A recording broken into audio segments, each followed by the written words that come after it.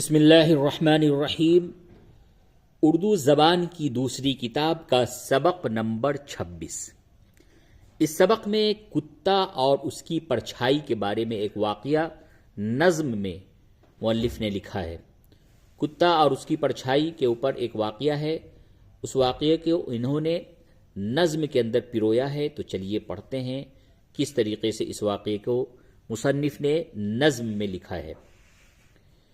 کتا اور اس کی پرچھائی از مؤلف، یعنی یہ جو نظم ہے، یہ جو صاحب کتاب ہے مولانا اسماعیل خان میرٹھی رحمۃ اللہ علیہ، یہ انہی کی لکھی ہوئی ہے۔ منہ میں ٹکڑا لیے ہوئے کتا، منہ میں ٹکڑا لیے ہوئے کتا ایک دریا کو تیر کر اترا، پانی آئینہ سا رہا تھا چمک، نظر آتی تھی تہ کی مٹی تک۔ تہ کی مٹی یعنی کہ وہ دریا کے نیچے تک کی مٹی اس میں نظر آ رہی تھی، اور جو پانی تھا وہ آئینے سا چمک رہا تھا۔ منہ میں ٹکڑا لیے ہوئے کتا ایک دریا کو تیر کر اترا، پانی آئینہ سا رہا تھا چمک، نظر آتی تھی تہ کی مٹی تک۔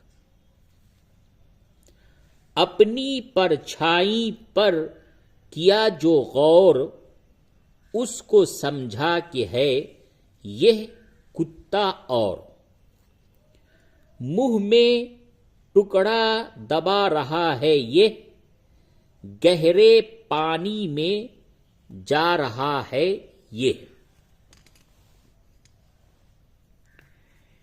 حرص نے یعنی لالچ نے، حرص نے ایسا بے قرار کیا،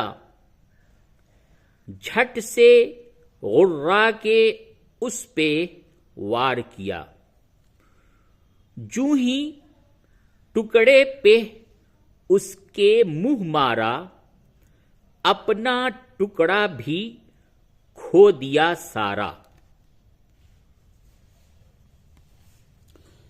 وہاں نہ ٹکڑا نہ اور کتا تھا، وہم کے سوا کیا تھا۔ یوں ہی جتنے ہیں لالچی ناداں، کر کے لالچ اٹھاتے ہیں نقصاں، باندھتے ہیں کہاں کہاں کے خیال، ہیں وہ کھو بیٹھتے گرہ کا مال۔ یاد کرو ہجے اور معنی، غور، حرص، وہم، نقصان۔